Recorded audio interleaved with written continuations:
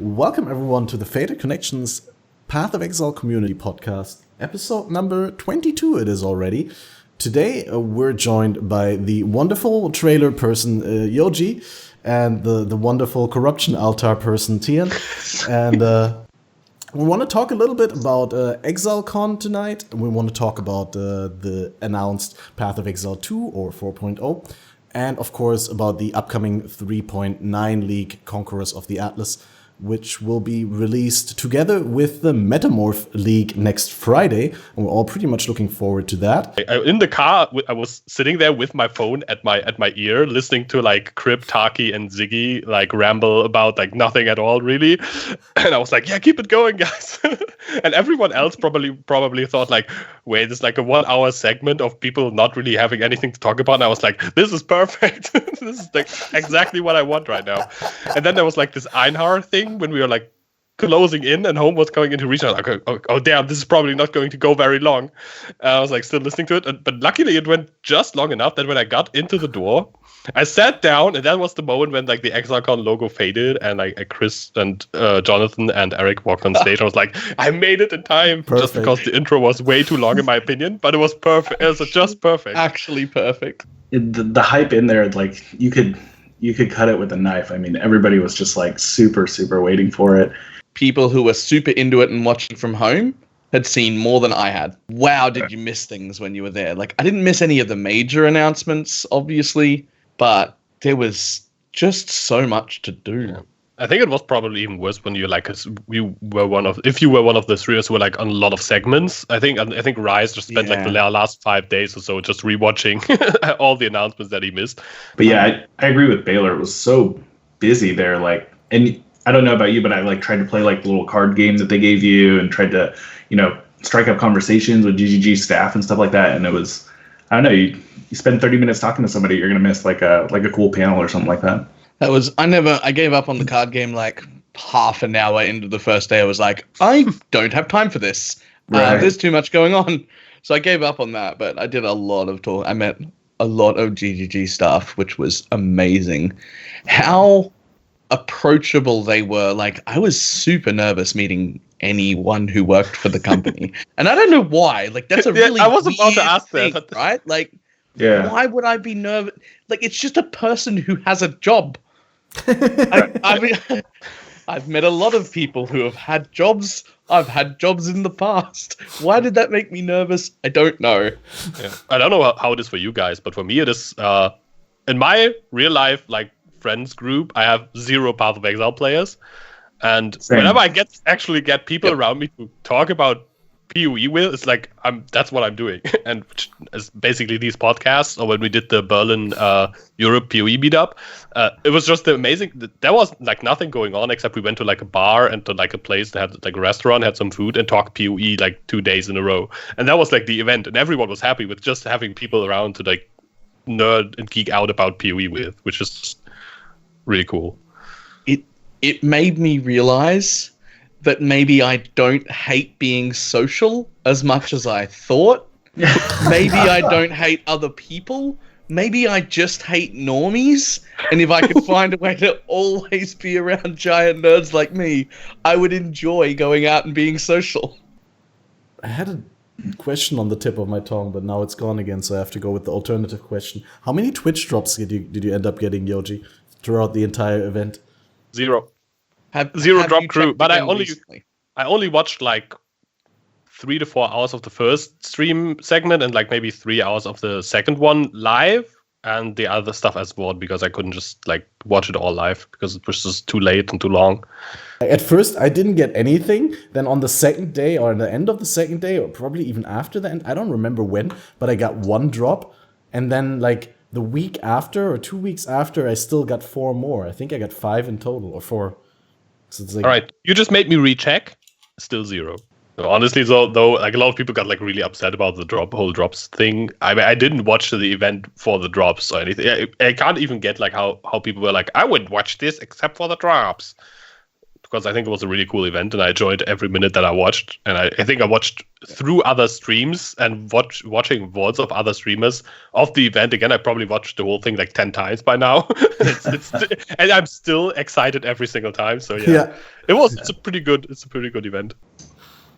I mean, like, in general, just PoE2, from what we've seen, looks like they've been trying to slow the game down a lot. I mean, it's hard to tell how much of that is just GGG showing off their game, because when they show gameplay footage in trailers, it's never as fast as like the community plays the game. But they did mention that they had tuned it up a little bit from where they would leave it, purely because they expected that the crowd of people who were willing to fly to ExileCon were more experienced than an average player, and they wanted to give us a difficult time rather than an easy time, which, by the way, is the opposite to what everybody else does with their conventions. Yeah, I'm just throwing that out. They always usually get like peasy. They dumb it down. They make it easy.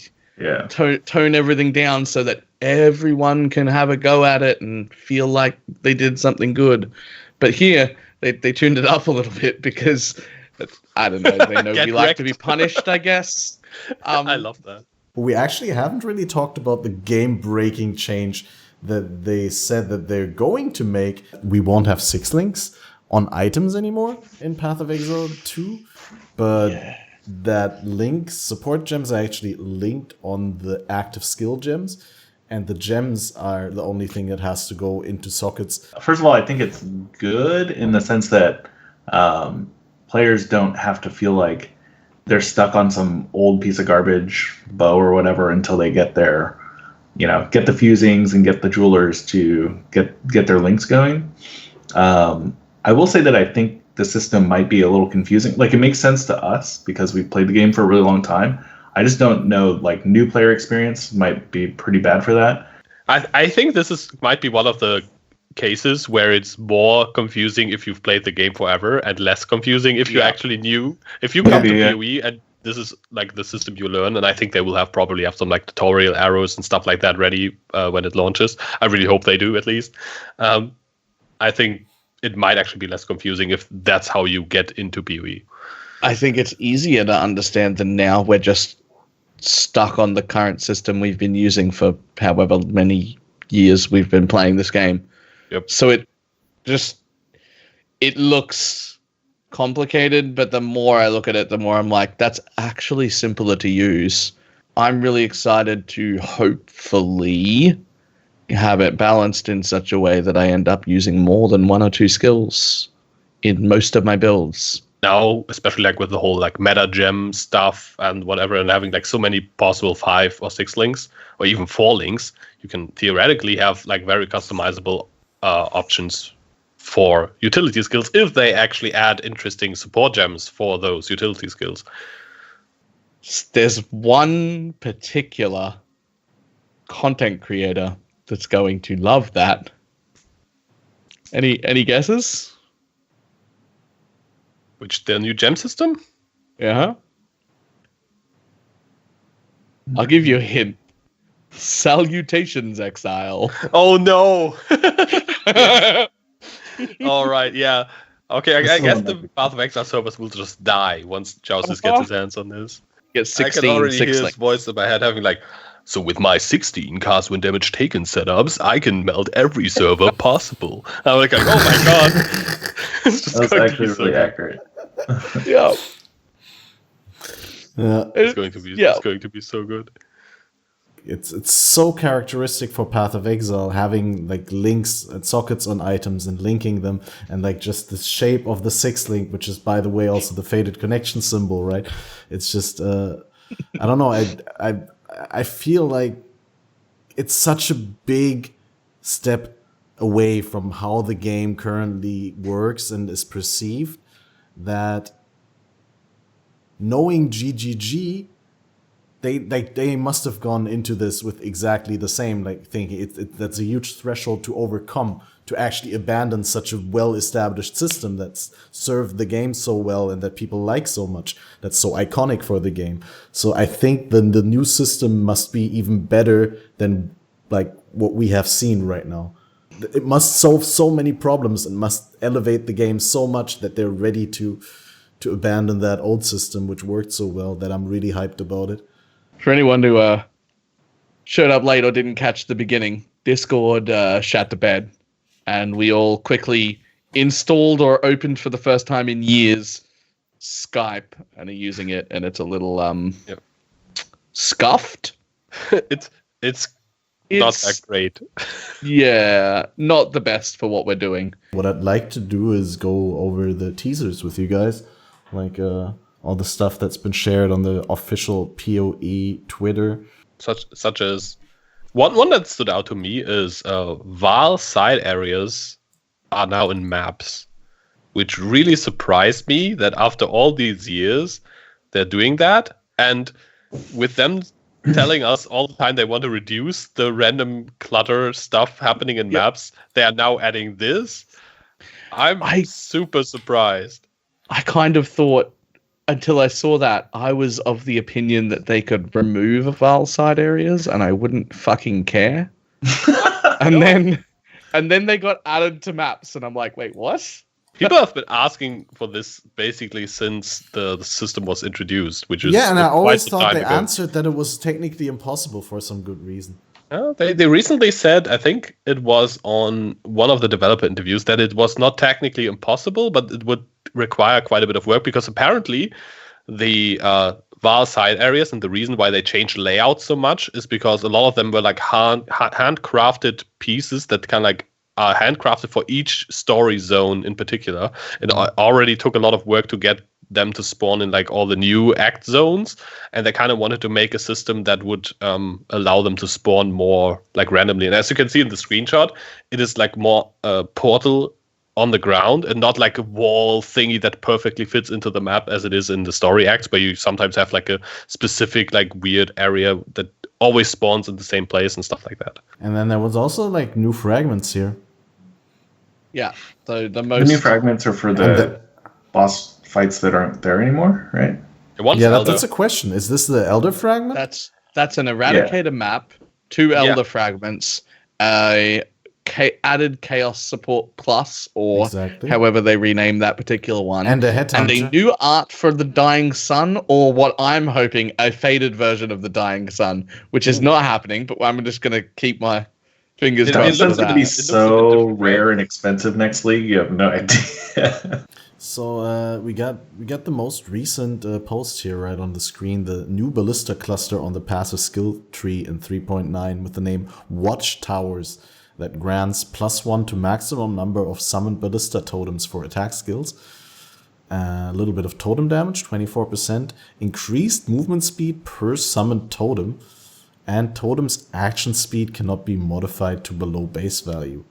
Yeah, when I look at this node, I think how bad the other node is on the other side of the tree. That's like +1 totem, -1 brand, can't actually do damage with anything. And then this one just gives you like strictly good things. It's like a small node. Seems really good. Just not enough of the skill tree shown for me to have any idea where the fuck it is. Just you not can enough. Anoint it, right? There's also no oils. Yeah.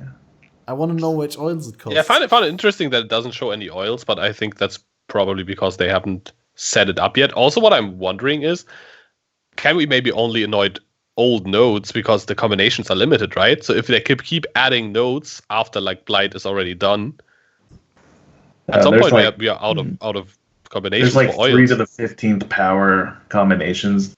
I can anoint beef, but I can't anoint watchtowers. Yes. Another teaser. This is actually, I didn't even talk about this on stream or with anyone yet, but this is so huge. In Conquerors of the Atlas, you can now add item filters to your account through the Path of Exile website. Why is that good? Somebody tell me. I didn't really understand. I think console. Mostly for console players, but it's also when you're not playing on only one PC, but if you're looking to play on your mobile phone, when PoE Mobile drops, or if you're looking to play at your PoE, like if you're looking to play on your computer at work and at home, then you can put the item filter on the account rather than on the local PC. So it's always up to date. But there's another thing. And maybe this will happen and maybe it won't. But if there's some sort of way for that to be hooked, if there's any kind of like API involved here, a potential moving from that forward is that we might be able to not have to download or upload or update a filter, and that the filters that we have saved on FilterBlade, we might just be able to log into FilterBlade, update your filter, hit save, and then just go play the game.